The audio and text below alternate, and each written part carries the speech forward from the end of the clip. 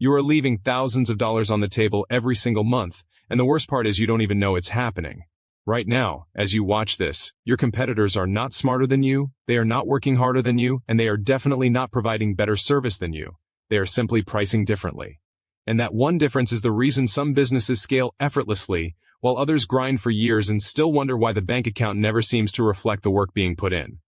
Let me paint you a picture that might feel uncomfortably familiar. You wake up early, you put in the hours. You handle every client with care. You deliver real results, real value, and genuine effort. And at the end of the month, you sit down to look at the numbers, and something feels off. You should be further along by now. The revenue is there, sort of, but after expenses, after taxes, after all the back and forth and revisions and scope creep that somehow became unpaid overtime, you are left wondering what you are actually doing this for. You are not struggling, but you are not winning either. You are just surviving. And that quiet frustration, that nagging feeling that you are working way too hard for results that feel way too small, that is not a hustle problem. That is a pricing problem. And here is the part nobody tells you up front. Fixing your pricing is not complicated. It is uncomfortable. There is a difference. Complicated means you need more knowledge. Uncomfortable means you already know, you just haven't acted yet. Now before we go any deeper, because we are going to go very deep into this today, if you are someone who is serious about transforming the way your business generates revenue, and you want a structured, proven system to follow, there is a program linked in the video description below. It is not for everyone. In fact, if you are comfortable where you are, if survival feels like enough, honestly skip it. But if there is a part of you that knows you are capable of more than your current pricing is allowing, check that out sooner rather than later.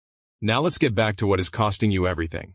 The most common pricing mistake is not charging too little. That is a symptom. The actual mistake is pricing based on your own fear instead of your client's perceived value. Read that again slowly in your mind. You are not setting prices based on what the market will bear or what results you deliver. You are setting prices based on what you personally feel comfortable asking for. And that number, that uncomfortable, anxiety-producing number you settle on because you are afraid of hearing the word no, that number is quietly strangling your business every single day. Think about what that actually looks like in the real world. You get on a discovery call. You are genuinely excited. You know you can help this person. You run through the details. You build rapport. And then the moment comes where you have to state your price. And something happens inside you. Your stomach tightens. You hedge. You apologize for the number before you even say it. You add qualifiers like, well, it depends, or we can figure something out. And in that moment, the moment you flinch, the client feels it. Not because they are perceptive. Because human beings are wired to mirror confidence. When you are uncertain about your price, they become uncertain about your value.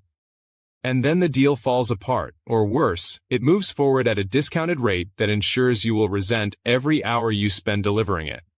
Here is where the real financial damage lives. Let's say you are undercharging by just $500 per client. That sounds manageable, right? Barely noticeable. But if you work with just 10 clients per month, that is $5,000 gone per month. That is $60,000 per year. $60,000 that you earned, delivered, and handed back because you were afraid to hold your number. That is a family vacation that never happened. That is a team member you could not afford to hire. That is the version of your business you keep imagining but never quite reach because you keep pricing yourself into a corner. And the cost is not just financial. That is the part that really gets me, because the financial loss is painful enough on its own. But the real damage is what underpricing does to you internally over time. When you undercharge, you slowly start to resent your clients.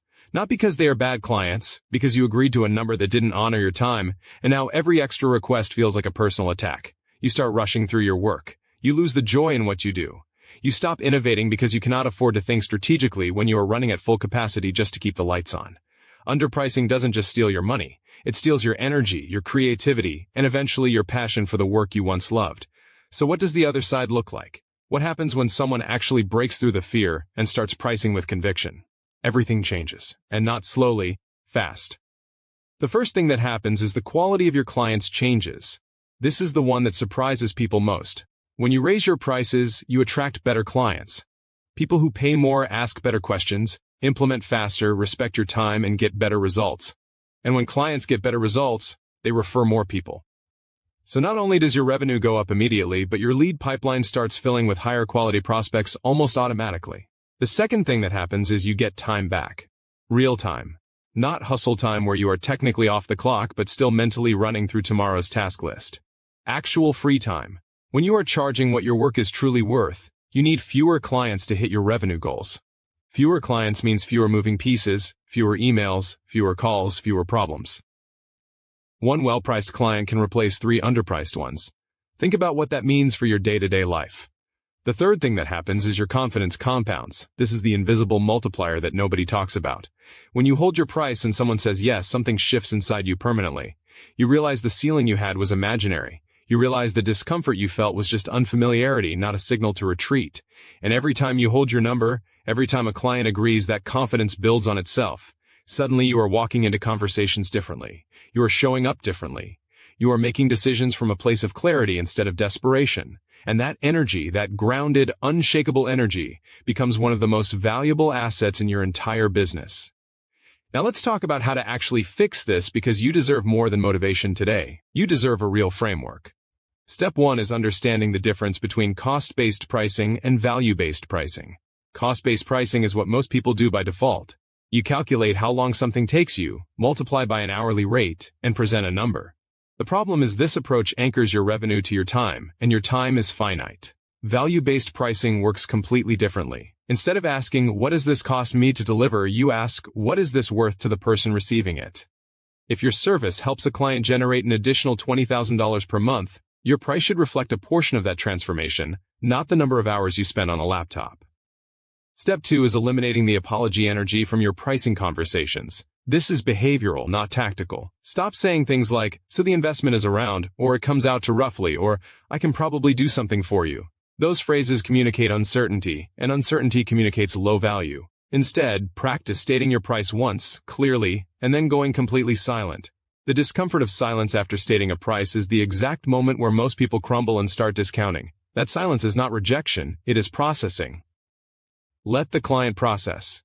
Your job is to hold the space, not fill it with panic. Step 3 is anchoring your price to outcomes, not processes. Most service providers explain what they do. The best ones explain what changes for the client because of what they do.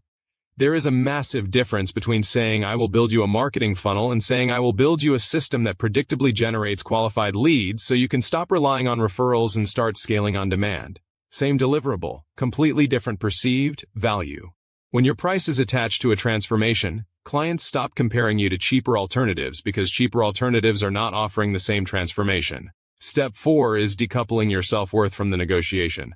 This one is deep, so stay with me. A lot of people unconsciously link their pricing to their identity. When a client pushes back on price, it doesn't feel like a business conversation anymore. It feels personal, it feels like rejection, and so they fold, not because the price was wrong, but because the emotional discomfort of feeling rejected became unbearable.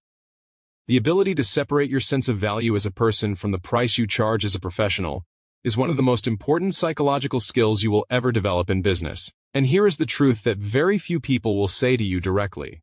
You already know most of this. Deep down, you know you are undercharging. You have known it for a while. The information has never been the real barrier. The barrier is the gap between knowing and doing, and that gap is filled with fear, past experiences, and stories you have been telling yourself about what clients will accept, what the market will bear, and whether you are really worth more than what you have been asking for. You are worth more. Your work is worth more, and every day you spend at a price that doesn't reflect that is a day you are funding someone else's business with the value you created. The program linked in the description below exists specifically for people who are done tolerating the gap between what they earn and what they deserve. It walks you step by step through rebuilding your pricing from the foundation up, restructuring your positioning, and developing the internal confidence to hold your price without flinching. Most people will see this, feel the pull, and then talk themselves out of taking action. They will wait until the timing is better, until they have more clients, until they feel more ready. And 6 months from now, they will be sitting in the same place watching a different video wondering why nothing has changed. If you are not that person, if you are someone who acts when the opportunity is clear, the link is right there below. Your next level is not waiting for you to get comfortable. It is waiting for you to decide.